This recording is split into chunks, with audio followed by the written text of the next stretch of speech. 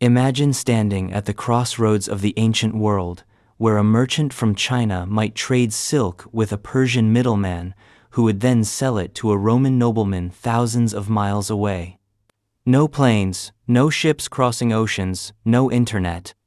Just camels, courage, and an extraordinary network of paths cutting through some of the most brutal terrain on Earth. This is the story of the Silk Road, the ancient superhighway that didn't just move goods. It moved ideas, religions, inventions, and even deadly diseases across entire continents, reshaping civilization itself. Now, when most people hear Silk Road, they picture a single road stretching from China to Rome.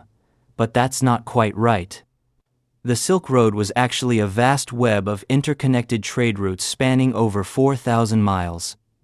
These paths wound through scorching deserts, over towering mountain passes, and across endless grasslands. There wasn't one road. There were dozens, maybe hundreds, constantly shifting with the seasons, politics, and the courage of the traders who walked them. Some routes went north through the Eurasian steppe, while others cut south through the Karakorum mountains at altitudes that would leave modern hikers gasping for air. The name itself is surprisingly modern. A German geographer named Ferdinand von Richthofen coined the term in 1877, nearly 1,500 years after these routes were at their peak. The ancient traders themselves never called it that. To them, it was simply the way business got done. They had no idea they were participating in something future historians would consider one of humanity's greatest achievements. So how did it all begin? The story starts around 130 BCE, during the Han Dynasty in China. Emperor Wu sent a diplomat named Zhang on a dangerous mission westward. His job was to find allies against the Xiongnu, fierce nomadic warriors threatening China's northern borders. Zhang didn't find his allies, but he discovered something arguably more valuable.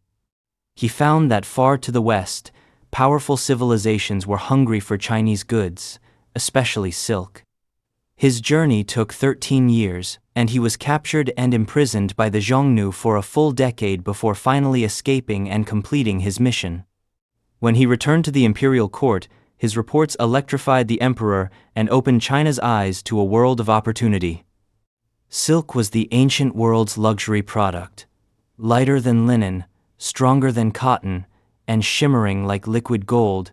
It drove Roman aristocrats absolutely wild. The Roman Senate actually tried to ban silk because so much gold was flowing eastward to pay for it. One Roman writer complained that silk was draining the empire's wealth just so wealthy women could shimmer in public. But the bans never worked. The demand was simply too great. The Chinese guarded the secret of silk production fiercely. According to legend, anyone caught smuggling silkworm eggs out of China faced the death penalty. It took centuries before the secret finally leaked out, reportedly when a Chinese princess smuggled silkworm eggs hidden in her headdress to her new husband's kingdom in Central Asia. But silk was only the beginning. Moving east to west, traders carried spices like cinnamon and pepper, precious stones like jade and lapis lazuli, and fine porcelain. Moving west to east came glassware, gold, silver, wool, and horses. The Fergana Valley in modern Uzbekistan was famous for its heavenly horses, powerful war horses that the Chinese prized so highly they launched military campaigns just to acquire them. Central Asian merchants traded in all directions, becoming wealthy middlemen who controlled key mountain passes and oasis towns. The logistics were staggering. No single merchant traveled the entire route. Instead, goods passed through many hands. A bolt of silk might start in the Chinese city of Chang'an, modern-day Xi'an, travel by camel caravan to Kashgar, then be traded to Sogdian merchants who carried it to Samarkand, then onward through Persia, and finally reach the markets of Antioch or Rome. Each handoff added cost, which is why silk arrived in Rome worth its weight in gold. The Sogdians, an Iranian-speaking people from modern Uzbekistan, became perhaps the most successful merchant community on the entire network, establishing trading colonies across China and serving as cultural translators between East and West. The camel was the unsung hero of this entire system. Bactrian camels, the two-humped variety, could carry over 400 pounds of goods and survive for days without water in the brutal Taklamakan desert. Traders called this desert, the place you go in but don't come out. Its name literally means abandoned place in Uyghur. Sandstorms could bury entire caravans. The bones of those who wandered off the path served as grim trail markers for those who followed. Travelers reported hearing ghostly voices in the dunes, sounds that modern scientists attribute to the phenomenon of singing sands, where shifting grains create eerie resonant tones. Oasis cities became the lifeblood of Silk Road commerce. Places like Dunhuang, Samarkand, Bukhara, and Palmyra grew fabulously wealthy as rest stops and trading hubs. These weren't simple watering holes. They were cosmopolitan cities where you might hear a dozen languages spoken in a single marketplace. Merchants, monks, soldiers, and scholars all mingled together, creating some of the most diverse communities the ancient world had ever seen. And this brings us to perhaps the most fascinating aspect of the Silk Road. It wasn't just about trade, it was the ancient world's information superhighway. Buddhism traveled from India to China along these routes, fundamentally transforming Chinese culture. The famous Mogao caves near Dunhuang contain nearly 500 temples carved into cliff faces, filled with Buddhist art that shows Indian, Chinese, and Central Asian styles blending together in breathtaking ways. Monks would travel for years along these routes, carrying sacred texts and translating them into new languages, creating a chain of knowledge that stretched across the entire continent. Islam later spread along the same routes, reaching Central Asia and Western China. Christianity, in its Nestorian form, traveled eastward too, reaching China by the 7th century. Zoroastrianism, Manichaeism, and Judaism all moved along these paths. The Silk Road was essentially a conveyor belt for belief systems, carrying them farther and faster than any missionary could walk alone. Technology moved just as freely. Paper, invented in China around 100 BCE, slowly migrated westward. After the Battle of Talas in 751 CE, where Arab forces defeated a Chinese army, captured Chinese papermakers reportedly shared their craft with their captors. Within decades, paper mills appeared across the Islamic world, eventually reaching Europe and helping trigger the information revolution that led to the printing press centuries later. Gunpowder followed a similar path. Invented by Chinese alchemists searching for an elixir of immortality, it traveled westward along trade routes and eventually transformed European warfare. The magnetic compass, another Chinese invention, also spread along these networks, ultimately making possible the great European voyages of exploration. But the Silk Road carried something far more dangerous than any weapon. It carried disease. The most devastating example is the Black Death of the 14th century.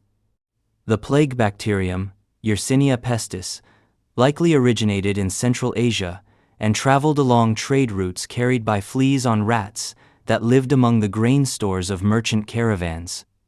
When it reached Europe in 1347, it killed roughly 1/3 of the entire population within just a few years. The very trade networks that enriched civilizations also became highways of death. This wasn't the first plague the Silk Road delivered. The Antonine Plague of 165 CE, possibly smallpox, was brought back to Rome by soldiers returning from campaigns in the East. It killed an estimated 5 million people and may have contributed to the slow decline of the Roman Empire. Trade connects, but connection carries risk. The Silk Road reached its golden age during the Tang dynasty in China, roughly 618 to 907 CE. Chang'an became perhaps the most cosmopolitan city on Earth, with a population of over 1 million people. Foreign merchants, diplomats, and artists were everywhere. Tang pottery features camels, Persian dancers, and Central Asian musicians. Poetry from this era celebrates wine from the West and exotic music at court banquets. Women of the Tang court adopted Central Asian fashions, wearing riding pants and playing polo, a game that had traveled along the Silk Road from Persia. The Mongol Empire, despite its reputation for destruction, actually supercharged Silk Road trade in the 13th century. Under Genghis Khan and his successors, the Mongols created the largest contiguous land empire in history, and crucially, they enforced safety along the trade routes. The so-called Pax Mongolica meant a merchant could theoretically travel from Korea to Hungary without being robbed. Marco Polo made his famous journey to China during this period, and his accounts, whether entirely truthful or somewhat embellished, introduced Europeans to the wonders of the East. But nothing lasts forever. The Silk Road began its long decline for several reasons. The fall of the Mongol Empire fragmented the political unity that had kept routes safe. The Ottoman Empire's rise made overland trade more expensive and politically complicated. And most importantly, European sailors discovered they could reach Asia by sea. When Vasco da Gama sailed around Africa to India in 1498, the age of maritime trade began, and overland routes slowly became obsolete. The final blow came as European colonial powers established direct sea routes to China, India, and Southeast Asia. Why spend months crossing deserts and mountains when you could load a ship and sail? The great oasis cities that had thrived for centuries gradually faded. Samarkand and Bukhara became backwaters. The caravans dwindled to nothing. Yet the legacy of the Silk Road is everywhere. Every time you use paper, you benefit from technology that traveled these routes. The noodles in Italian pasta may trace their origins to Chinese techniques shared along these paths, though food historians still debate this passionately. The numbers we use daily, called Arabic numerals, actually originated in India and traveled through the Islamic world along Silk Road networks before reaching Europe. Today, China's Belt and Road Initiative explicitly invokes the Silk Road's legacy, investing billions in infrastructure connecting Asia to Europe and Africa. High-speed rail lines now cross some of the same terrain that camels once traversed. The fundamental insight of the ancient Silk Road remains true. When civilizations connect, everyone changes. Trade is never just about goods. It is about the exchange of everything that makes us human, our ideas, our beliefs, our innovations, and yes, even our diseases. The merchants who loaded their camels in Chang'an 2,000 years ago could never have imagined the world they were helping to build, but we are living in it.